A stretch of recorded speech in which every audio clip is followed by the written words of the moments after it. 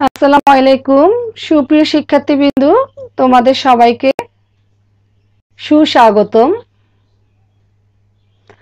আশা করব তোমরা সবাই ভালো আছো।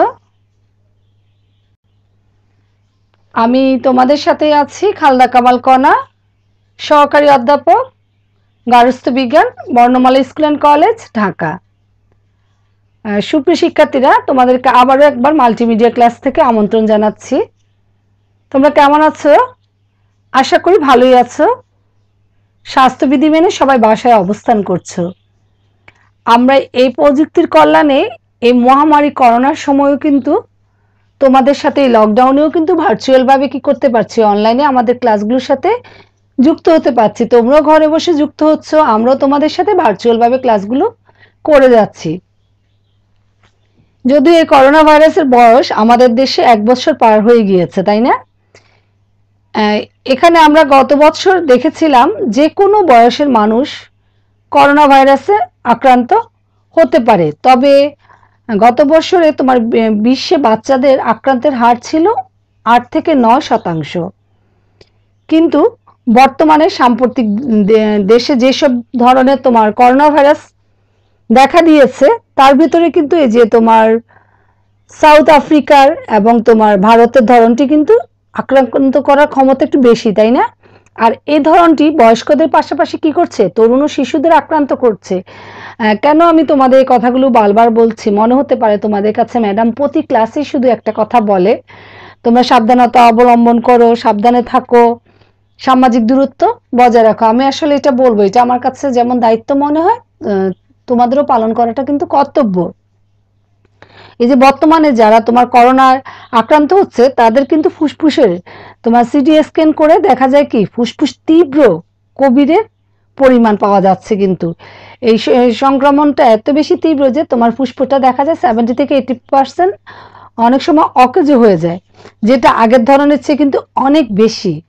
সুতরাং এবার এই ধরনটা নিয়ে আমাদের একটু বেশি কি করতে হবে, সচেতন থাকতে হবে। কাজে আমাদের তোমাদের সবাইকে চিকিৎসার চেয়ে প্রতিরোধ করাটাই জরুরি। তাই কি করতে হবে আমাদের বলো তো? স্বাস্থ্যবিধিটা আমাদের সকলকে মানতে হবে। তোমাদের পরিবারে নিশ্চয়ই বিভিন্ন ধরনের সদস্য আছে, বিশেষ করে তোমার বাবা মা এবং ছোট ভাই বোন আছে। ছোট ভাই বোনদেরও কিন্তু তোমাদের বোঝানোটা দায়িত্ব। কি করা বলো তো? মাস্ক পরা তোমাদেরকেও পড়তে হবে। তার পাশাপাশি ছোটরা কিন্তু একটু খেলাধুলা করতে বেশি পছন্দ করে, সে কারণে তাদেরকে কি করতে হবে, খেলার পরে বা কোনো কিছু ধরার পরে পরিষ্কার পরিচ্ছন্নতার দিকে খেয়াল রাখতে হবে, যাতে হাতটা ভালো করে সাবান দিয়ে ধুয়ে নে। আর কি করতে হবে বলো তো? আর সব থেকে বড় বিষয় হলো কি জানো? সামাজিক দূরত্ব বা নিরাপদ দূরত্ব, সেটা অবশ্যই মেনে চলতে হবে।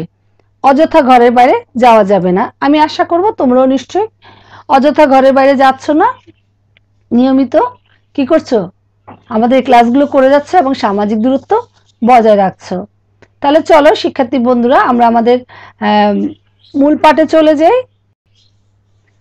পাঠ পরিচিতি, শ্রেণী একাদশ দ্বাদশ, বিষয় গার্হস্থ্য বিজ্ঞান, দ্বিতীয় পত্র, অধ্যায় 5। আর আজকের পাঠ হচ্ছে 3। শিক্ষার্থী বন্ধুরা, চলো আমরা একটি ছবি দেখি। এই ছবি তোমরা কি দেখতে পাচ্ছ বলো তো? আমরা স্লাইডে একটা ছবি দেখলাম, ছবিটা দেখে কি মনে হচ্ছে তোমাদের কাছে? ঠিকই বলেছো, নিউবর্ন বেবি না, নবজাতক শিশু, যার কান্নার মাঝখানে আমরা কি কান্নার আবির্ভাব দিয়ে আমরা বুঝতে পারি তার পৃথিবীর আগমন বার্তা নিয়ে আসে না, যে একটা শিশুর আগমন বার্তা আমরা তার কান্নার মাঝখানে শুনতে পাই। নবজাতক শিশু, তাই না? দেখো এখানে আমরা কি দেখতে পাচ্ছি, আমরা দেখো এই নবজাতক শিশুর মানে বেড়ে ওঠার ছবি দেখতে পাচ্ছি না, শিশুর ক্রম বিকাশটা দেখতে পাচ্ছি। 3 মাসে কতটুকু হচ্ছে, 6 মাস, 7 মাস, 9 মাস, 12 মাসে কতটুকু হলো। আসলে মানুষের জীবন গতিশীল, কিন্তু এই গর্ভসঞ্চারের পর থেকে মৃত্যু পর্যন্ত এই গতিশীলতা বর্তমান থাকে। এই গতিশীলতা তোমার বিশ্লেষণে যে 2টি শব্দ সর্বাধিক ব্যবহৃত তা হচ্ছে কি জানো? বর্ধন বা গ্রোথ এবং বিকাশ বা ডেভেলপমেন্ট। মায়ের গর্ভ থেকে মৃত্যু পর্যন্ত মানব বিকাশ সুনির্দিষ্ট কতগুলো পর্যায় কিন্তু অতিক্রম করে। এর মধ্যে তোমার নবজাতক, প্রাক শৈশব ও অতি শৈশবকালের দৈহিক, মানসিক, সামাজিক, আবেগীয়, ভাষাগত বৈশিষ্ট্য সম্পর্কে কিন্তু আমরা জানবো। কিভাবে বলো তো? যে নবজাতক তোমার, তারপর হচ্ছে প্রাক শৈশব এবং অতি শৈশবকাল হচ্ছে একটা পরবর্তী জীবনের জন্য কি একটা বলো তো ভিত্তি স্তর, তাই না? একটা ভিত্তি স্তর। তাহলে শিক্ষার্থী বন্ধুরা, আমাদের আজকের পাঠ হচ্ছে শিশুর ক্রমবিকাশের ধারা ও নবজাতক কাল। আজকের পাঠ। এই পাঠ শেষে শিক্ষার্থী বন্ধুরা তোমরা যা যা জানবে, নবজাতক কাকে বলে তা বলতে পারবে, নবজাতকের প্রতিবর্তী ক্রিয়া বর্ণনা করতে পারবে, নবজাতকের দৈহিক ক্রমবিকাশ বর্ণনা করতে পারবে, তাছাড়া শিশুর অঙ্গ সঞ্চালনের ধারা বর্ণনা করতে পারবে। ফিরে দেখা যাক শিক্ষার্থী বন্ধুরা, আমরা একটু পূর্ব পাঠ সম্পর্কে আলোচনা করি। এর আগে আমরা যে পড়াগুলো পড়েছিলাম সেটা একটু আলোচনা করেছে। যাই আমরা এর আগে পড়েছিলাম কি বর্ধন এবং বিকাশ সম্পর্কে পড়েছিলাম। বর্ধন কি? বর্ধন হচ্ছে একটা দৈহিক কাঠামোগত পরিবর্তন যা তোমার দৃশ্যমান এবং পরিমাণ করা যায়। আর এই বর্ধন পরিমাণ করা যায় আমরা শিশুর ওজন কেজি বা পাউন্ডে এবং উচ্চতা সেন্টিমিটারে প্রকাশ করতে পারি, তাই না? আর ডেভেলপমেন্টটা কি? বিকাশটা হচ্ছে তোমার, বিকাশ হচ্ছে শিশুর গুণগত পরিবর্তন যা আচরণের মাধ্যমে প্রকাশ পায়। কিন্তু দৈহিক বিকাশের ফলে হাত দিয়ে কোনো কিছু কি ধরা এবং পা দিয়ে হাঁটার ক্ষমতা অর্জন করে। তাই তোমার বিকাশ মনোবিজ্ঞানীরা বিভিন্ন দিক থেকে, যেমন তোমার শারীরিক, মানসিক, সামাজিক, আবেগীয়, ভাষার দিক নিয়ে কিন্তু আবর্তিত হয়। এছাড়াও আমরা কি পড়েছিলাম এর গত ক্লাসে? আবার বর্ধনের বিকাশের নীতিগুলো সম্পর্কে পড়েছিলাম। বিকাশের নীতি কয়টি আমরা জানি না? 10টি। তাহলে চলো শিক্ষার্থী বন্ধুরা, আমরা এখন একটু জানবো শিশুর ক্রমবিকাশের ধারাটা সম্পর্কে জানবো। একটা শিশুর ক্রমবিকাশের ধারাটা, আমরা এখানে একটা নবজাতক শিশুই দেখতে পাচ্ছি। দেখো, এই শিশুর ক্রম বৃদ্ধি স্বাভাবিক হচ্ছে কি না তা একবার কি তোমার ওজন, উচ্চতা পরিমাপের মাধ্যমে কিন্তু জানা সম্ভব নয়। একই বয়সের অনেকগুলো সুস্থ শিশুর ওজন, দৈর্ঘ্য, দাঁত ওঠা, আবার বিভিন্ন জনকে তোমার চিনতে পারা, বাচনভঙ্গি ইত্যাদি বিষয় বিবেচনা করে দেখা গেছে যে মোটামুটি ভাবে তোমার সুস্থ শিশুরা একটি নির্দিষ্ট আওতার মধ্যে কিন্তু সীমাবদ্ধ থাকে। আর এই সীমাবদ্ধকে একটা তোমার গ্রাফ কাগজে এঁকে গ্রোথ চার্ট তৈরি করা হয়। আর যে শিশু তোমার ক্রমবৃদ্ধিটা স্বাভাবিক, তার ওজন কিন্তু ওজন, তারপরে তোমার উচ্চতা ও দৈর্ঘ্যের রেখা গ্রোথ চার্টের রেখার সমান্তরালভাবে চলতে থাকে। যদি শিশু তোমার এই ক্রমবিকাশ রেখা চার্টের রেখা সমান্তরাল না চলে, তাহলে বুঝতে হবে শিশুটি কি অপুষ্টির দিকে যাচ্ছে। আর জন্ম মুহূর্ত থেকে পরিণতি লাভ পর্যন্ত সময়কে তোমার বয়স ও বৈশিষ্ট্যের ভিত্তিতে কতগুলো ধাপে কিন্তু বিভক্ত করা হয়। আর শিশু যদি তোমার এই স্বাভাবিক বৃদ্ধি বা বিকাশকে 5টি ভাগে ভাগ করা হয়েছে। সেগুলো হচ্ছে কি আমরা আগেও জেনেছি না? দৈহিক বিকাশ, মানসিক বিকাশ, সামাজিক বিকাশ, আবেগীয় বিকাশ, ভাষার বিকাশ। দেখো তো শিক্ষার্থী বন্ধুরা, এখানে কি দেখতে পাচ্ছ? একটা নবজাতক শিশু না, নিউবর্ন বেবি যাকে বলা হয় না, পৃথিবীর আগমন বার্তা যারা কান্নার মাঝখানে নিয়ে আসে। আচ্ছা, এই নিউবর্ন বেবি নবজাতক কালের সময়সীমা কত জানো? জন্ম মুহূর্ত থেকে তোমার 2 সপ্তাহ পর্যন্ত। আর মনোবিজ্ঞানীদের মতে এই নবজাতক কাল শিশুর পক্ষে আদৌ ঘুম আদৌ জাগরণের কাল।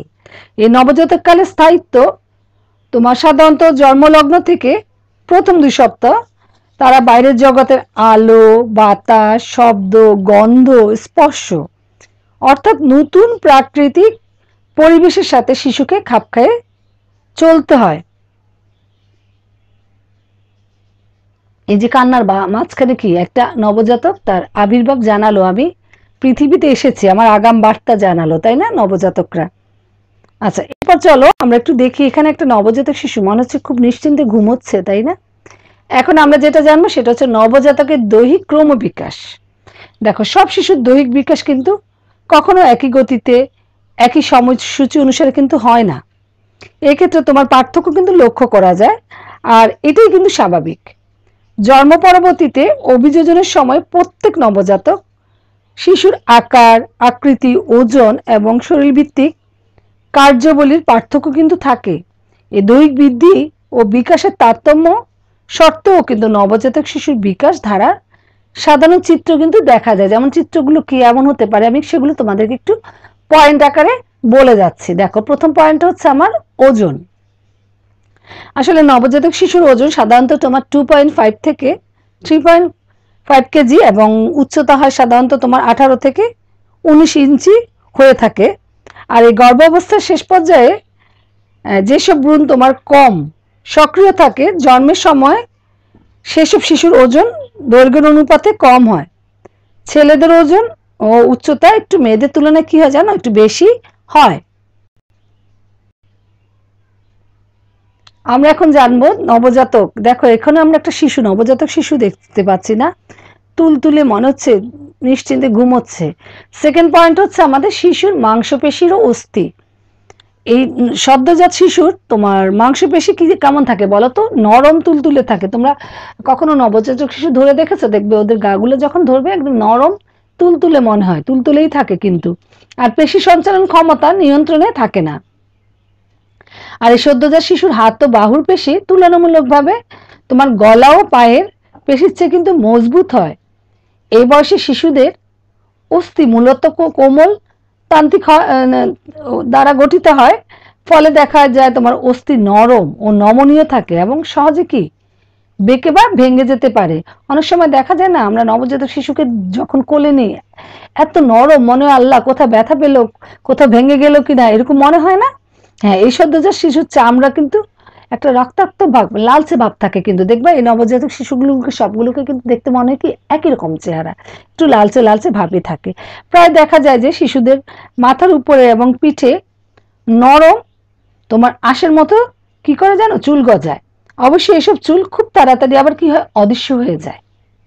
এরপর চলো আমরা একটু জানি। দেখো, এখানে একটা নবজাতক শিশু দেখতে পাচ্ছি, মনে হচ্ছে নিশ্চিন্ত মনে ঘুমোচ্ছে। আসলে বেশিরভাগ সময় ঘুমিয়েই থাকে। 3 নম্বর পয়েন্ট হচ্ছে আমাদের দৈহিক গঠন। এই নবজাতকের মাথার আকৃতি শরীরের দৈর্ঘ্যের 1/4 এখানে আমরা একটা নবজাতক শিশু দেখতে পাচ্ছি। দেখো, সাধারণত দেখা যাচ্ছে কি তার মাথার আকৃতিটা কিন্তু তার শরীরের তুলনায় বড় মনে হচ্ছে। আসলে একটা নবজাতক শিশু যখন জন্মগ্রহণ করে আমরা দেখি যে তার মাথাটা কিন্তু তার শরীরের তুলনায় বড়, অর্থাৎ তোমার কতটুক জানো, দৈর্ঘ্যের 1/4 অংশ। এদের পেট থাকে স্ফীত এবং পা দুখানা থাকে শরীরের তুলনায় অপেক্ষাকৃত ছোট। চোখ প্রায় তোমার পূর্ণবয়স্ক ব্যক্তির মতো হয়, কিন্তু চোখের মাংসপেশির দুর্বলতার কারণে দৃষ্টি বেশিক্ষণ একদিকে নিবন্ধন রাখতে পারে না। আর শিশুর গলায় এত ছোট যে প্রায় দেখাই যায় না, এবং গলায় তোমার ত্বকে অনেক ঘন ভাঁজ থাকে। কাঁধ তোমার সরু হয়। শিশুর বাহু এবং পা আনুপাতিক হারে মাথা এবং কাঁধের তুলনায় কি হয় জানো, ছোট হয়। শিশুর হাত ও পায়ের পাতাগুলোকে বড়দের ক্ষুদ্র সংকোচন বলা যায়। এরপরে আসো, 4 নম্বর পয়েন্ট হচ্ছে আমাদের শারীরিক ভিত্তিক প্রক্রিয়া। এই জন্মের পর শিশু যখন প্রথম কেঁদে উঠে তখন থেকে তার ফুসফুসের কাজ কিন্তু শুরু হয়। নাভির গতিও কিন্তু দ্রুত হয় এবং কি হয় জানো, দেহের তাপমাত্রা কিছুটা ওঠানামা করে। এই নবজাতকের হৃদস্পন্দন বয়স্ক ব্যক্তির চেয়ে কিন্তু বেশি দ্রুত থাকে। এখন আমরা যেটা জানবো সেটা হচ্ছে নবজাতক শিশুর আচরণ ও পরিবর্তন। দেখো, এই সদ্যজাত, এখানে আমরা একটা শিশু দেখতে পাচ্ছি, সদ্যজাত শিশু দেখো ঘুমিয়ে আছে। এই সদ্যজাত শিশু অপেক্ষাকৃত তোমার শীতল ও নতুন পরিবেশের সাথে কি করে জানো, অতি নিপুণভাবে অভিযোজন করে চলতে থাকে।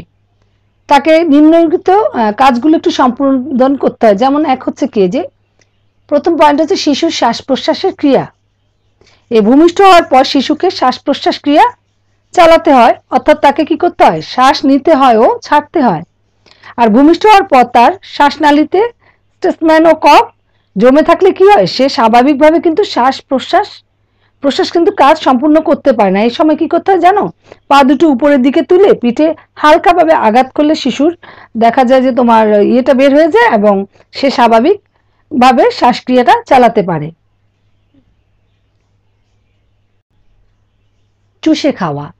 দেখি তো আমরা নবজাতক শিশু কি করে। দেখো, আমরা এখানে একটা নবজাতক শিশুকে দেখতে পাচ্ছি, কি করছে সে মায়ের ব্রেস্ট ফিডিং করানো হচ্ছে না। আমরা জানি যে তোমার একটা নবজাতক শিশুর প্রথম খাবার হচ্ছে মায়ের বুকের দুধ, আর এই জন্মের পরপরই শিশু মায়ের স্তন্য চুষে ক্ষুধা মেটায় এবং পরম আনন্দ লাভ করে। দাঁত ওঠার পর শিশু তোমার দাঁত দিয়ে চিবিয়ে খাবার খেতে অভ্যস্ত হয়, অর্থাৎ দাঁত ওঠার পর সে দাঁত দিয়ে চিবিয়ে খেতে শিখে আর কি।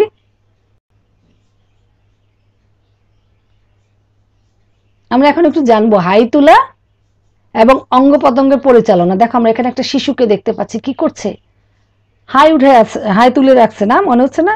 আসলে এই হাই তুলো হাঁচি দেওয়া নবজাতক শিশু হাইও তুলতে পারে এবং হাঁচিও দিতে পারে।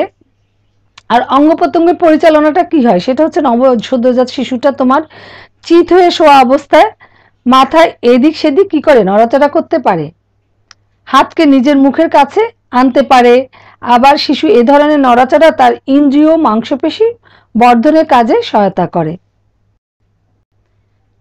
এখানে দেখতে পাচ্ছি এটা নবজাতক শিশু কি আছে, ঘুমিয়ে আছে মনে হচ্ছে না? হ্যাঁ, নিদ্রা ও জাগ্রত অবস্থা। 5 নম্বর পয়েন্ট হচ্ছে আমাদের নিদ্রা ও জাগ্রত অবস্থা। এই নবজাতক দিনে প্রায় তোমার 4 ভাগে 3 ভাগ সময় কি করে বলতো, ঘুমিয়ে কাটায়। বিশেষ কোনো প্রয়োজন ছাড়া কিন্তু সে, যেমন ধরো তোমার খাওয়া দাওয়া, তারপরে হচ্ছে মলমূত্র ত্যাগ, ঠান্ডা বা গরম অনুভূতি ইত্যাদি ছাড়া কি জাগেও না। আর জাগ্রত অবস্থায় শিশু কি যে কোনো বস্তুর দিকে তাকাতে পারে। সুস্থ শিশু আদৌ ঘুম ও আদৌ জাগরণে কোনো শব্দ শুনলে কি উঠে, চমকে উঠে। আসলে আমরা নবজাতকদের শিশুকে দেখি কি বলতো, 24 ঘন্টার ভিতর দেখা যায় যে 20 ঘন্টা কিন্তু তারা ঘুমিয়ে কাটায়, কিন্তু আবার কোনো কিছু শব্দ হলে কি করে, জোরে শব্দ হলে আবার কিন্তু একটু চমকেও উঠে। আমরা এখন জানবো নবজাতকের প্রতিবর্তী ক্রিয়া। দেখো কিছু শিশু কিন্তু তোমার শক্তি নিয়ে ভূমিষ্ঠ হয় না, তার অস্তিত্ব টিকিয়ে রাখতে সহায়তা করে। তোমার বড়দের মতো শিশু কি করে, ক্ষমতা নিয়ে শিশু জন্মায়, কিছু ক্ষমতা নিয়ে কিন্তু জন্মায়।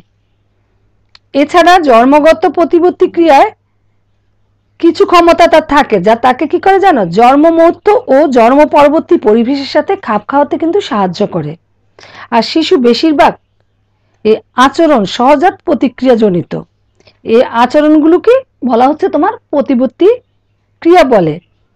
পরীক্ষা দেখা গিয়েছে কি, একটা পরীক্ষার মাধ্যমে শিশু তোমার স্নায়বিক ও দৈহিক সুস্থতার পরিমাপ করা হয়। এর মধ্যে উল্লেখযোগ্য আচরণগুলো হচ্ছে কি জানো, সেগুলো আমি একটু পয়েন্ট আকারে তোমাদেরকে এখন একটু বলে। প্রথমটা হচ্ছে ক নাম্বার পয়েন্ট হচ্ছে আমাদের অস্তিত্ব ও জীবন রক্ষাকারী প্রতিবর্তী ক্রিয়া। অর্থাৎ এই প্রতিবর্তী ক্রিয়াগুলো তোমার স্থায়ী ও পুনরাবৃত্তিমূলক। এগুলো হচ্ছে কি জানো, আমি 1 নাম্বার পয়েন্ট বলি, সেটা হচ্ছে শিশুর শ্বাস নেওয়া।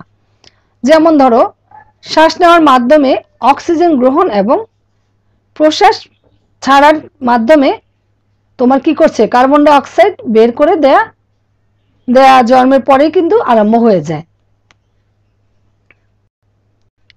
কি মনে হচ্ছে, শিশুটা ঘুমিয়ে আছে তাই না?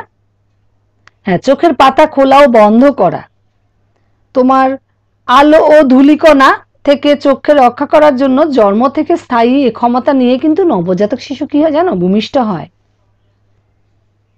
এরপরে আসো আমরা একটু জানি চোখের সংকোচন ও প্রসারণ। জোরালো আলোতে কি করে জানো, এই নবজাতক শিশুরা চোখ সংকুচিত করা বা বন্ধ করা এবং তোমার মৃদু আলোতে চোখ প্রসারিত করে। বস্তুকে সুস্পষ্ট করে দেখার চেষ্টা করার ক্ষমতাই নবজাতকের হচ্ছে জন্মগ্রহণের মুহূর্ত থেকে কিন্তু তারা নিয়ে আসে। এরপরে পয়েন্ট আমরা একটু জানি। দেখো আমরা এখানে দুটো পয়েন্ট দেখতে পাচ্ছি, একটা হচ্ছে ত্বক সংবেদন আর একটা হচ্ছে চোষ। ত্বক তোমার এত সংবেদনশীল থাকে করার সাথে সাথে সে কি করে জানো, প্রতিক্রিয়া নয় কিন্তু তোমার জন্ম পরবর্তী 6 মাসের মধ্যে এই সংবেদনশীলতা চলে যায় আর কি। তো সেটা কি, দেখো শিশুকে যদি তুমি মুখের সামনে যাও তাহলে কি করে, শিশুটা কিন্তু ওটাকে কি চুষে খেতে শুরু করে। আর যে কোনো জিনিস মুখে দিলে বা মুখের কাছে আনলে নবজাতকটা চুষে খেতে চায়। তোমার দেহে যে পুষ্টি যোগান দেওয়ার প্রাথমিক আচরণ এটি, যা স্থায়ী নয় কিন্তু এটা। এই ক্রিয়া কিন্তু অভিজ্ঞতা অর্জনের সাথে সাথে কি হয়, পরিবর্তন হয়, বিলুপ্ত হয়ে যায়।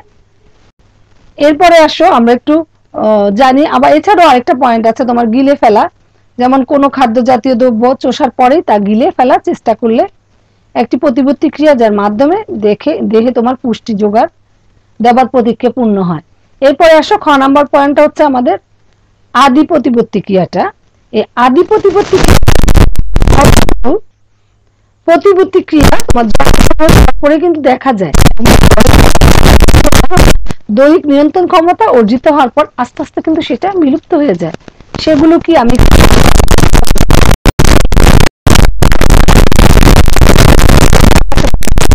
পায়ের আঙ্গুল সম্প্রসারণ,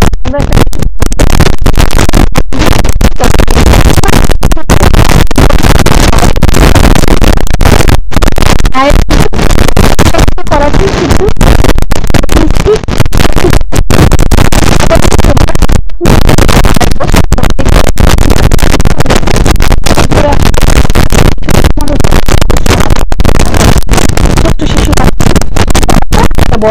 কি ধরে এমন হচ্ছে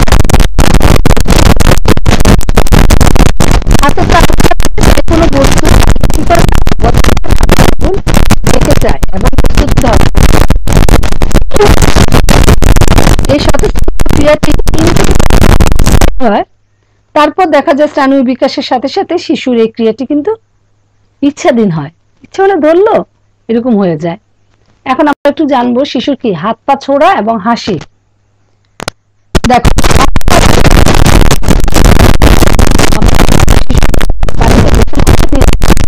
পানি দেখলে হাত পা ছুটছে দেখা যাচ্ছে, অর্থাৎ পানির সংস্পর্শে গেলে নবজাতক কি করে তার দীর্ঘ সময় শ্বাস ধরে ক্ষমতা বাড়ে এবং তোমার ফলশ্রুতিতে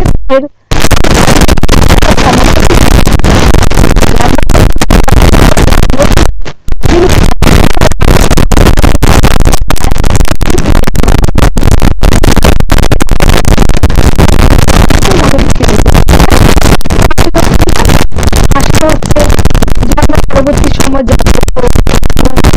নবজাতক বেশ মুখভাব তুলতে সক্ষম মধ্যে হাসিটা হচ্ছে অন্যতম।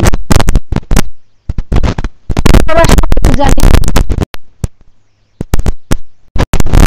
প্রতিচালনা প্রতিপত্তি ক্রিয়া, এই প্রতিপত্তি হচ্ছে কিছু করে ধরলে নবজাতক করে জানো তার পা এমন ভাবে রাখতে চায় যেন সমতল স্থানে পা রাখছে, আর 2 মাস পর এই ক্রিয়া কি হয় জানো বন্ধ হয় এবং সে সরাসরি পা ফেলার চেষ্টা করে। স্নায়ুর বিকাশের উপরে এই ক্রিয়া কিন্তু বিলুপ্তি নির্ভরশীল। আমরা এখন একটু জানবো আলিঙ্গন রূপী প্রতিবর্তী ক্রিয়াটা। আলিঙ্গন রূপী প্রতিবর্তী ক্রিয়াটা কি জানো, এটা হচ্ছে নবজাতকের হাত পা ধনুকের মতো কিন্তু ঊর্ধ্ব বেঁকে যাবার ক্রিয়াকেই বলে আলিঙ্গন রূপী প্রতিবর্তী ক্রিয়া। ধরো কোনো জোরালো শব্দ হলে বা মাথার অবস্থান হঠাৎ ঘুরিয়ে দিলে প্রতিবর্তী ক্রিয়া দেখা যায়। আর জন্ম পরবর্তী 6 থেকে তোমার 7 মাসের মধ্যে স্নায়ু বিকাশের সাথে সাথে এই প্রতিবর্তী ক্রিয়া বিলুপ্ত হয়ে যায়, শেষ হয়ে যায়। তাছাড়া তোমার 280 দিনের আগে যদি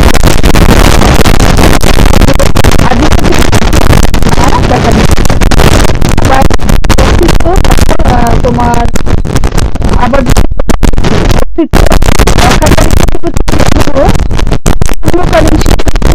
অনেক অপরিণত আমরা কি জানলাম না, একটা হচ্ছে কি অস্তিত্ব জীবন রক্ষাকারী প্রতিক্রিয়া সম্পর্কে জানলাম। খ নাম্বার পয়েন্টটা জানলাম আমরা আদি প্রতিপত্তি ক্রিয়া। শিক্ষার্থী বন্ধুরা তোমরা একটু একক কাজগুলো করে ফেলো তো, একক কাজের প্রশ্নটা একটু লিখে ফেলো। শিশুর আদি প্রতিপত্তি ক্রিয়াগুলো ব্যাখ্যা করো। তোমরা নিশ্চয়ই ব্যাখ্যা করতে পারবে, আমি এইমাত্র বলেছি তাই না। পয়েন্টগুলো কি হবে, যেমন পায়ের আঙ্গুল সম্প্রসারণ, তারপর হচ্ছে হাতে বস্তু ধরা, তারপর হাত পা ছোড়া, হাসি, পদচারণা প্রতিপত্তি ক্রিয়া, আলিঙ্গন রূপী প্রতিপত্তি ক্রিয়া, তাই না। চলো তো শিক্ষার্থীরা আমি একটু দেখি তো ক্লাসে তোমাদের কি অবস্থা, একটু মূল্যায়ন করে দেখি। দেখো তো প্রশ্নগুলো খেয়াল করো। নবজাতক কালের ব্যাপ্তিকাল কত? হ্যাঁ, ভূমিষ্ঠ হওয়ার পর থেকে 2 সপ্তাহ বা 14 দিন। কত মাস বয়সে শিশুর বোধ শক্তির ক্ষমতা জন্মায়? উত্তর হবে কি বলতো? হ্যাঁ, 8 থেকে 12 মাস বয়সে পঞ্চ ইন্দ্রিয়ের ব্যবহারে শিশুর বোধ শক্তির ক্ষমতা জন্মায়। এরপর আসো, মস্তিষ্কের স্নায়ু কোষের বৃদ্ধির ফলে শিশুর কি পরিবর্তন হয়? উত্তর কি বলতো? হ্যাঁ, মানসিক ক্ষমতা বৃদ্ধি পায়।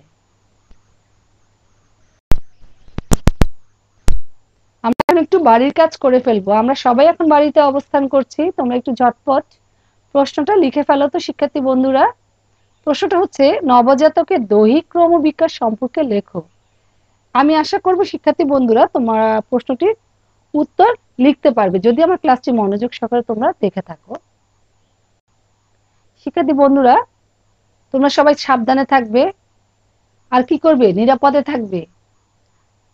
আগামী ক্লাসে শুভেচ্ছা জানিয়ে আজকের মতো বিদায় নিব। বিদায় নেওয়ার আগে আমি তোমাদেরকে একটি কথা বলবো শিক্ষার্থী বন্ধুরা, তোমরা সবাই সামাজিক দূরত্ব বজায় রাখবে, বাসায় অবস্থান করবে, আর কি করবে বলো তো? আমরা যে ক্লাসগুলো দিচ্ছি নিয়মিত ক্লাসগুলো দেখবে এবং পড়াগুলো শেষ করে ফেলবে। সে পর্যন্ত তোমাদের সাথে আজকের মতো বিদায়। ভালো থেকো, সুস্থ থেকো, নিরাপদে থেকো। আল্লাহ হাফেজ। আগামী ক্লাসে আবার দেখা হবে।